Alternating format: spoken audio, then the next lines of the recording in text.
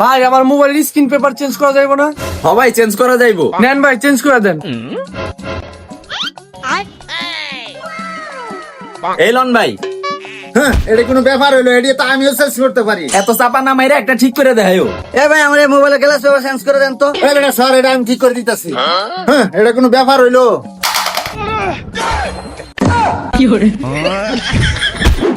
কি কাজ তো এটা? এই ভাই খারান, আমি আপনার ফোন ঠিক করে দিতেছি, দেন।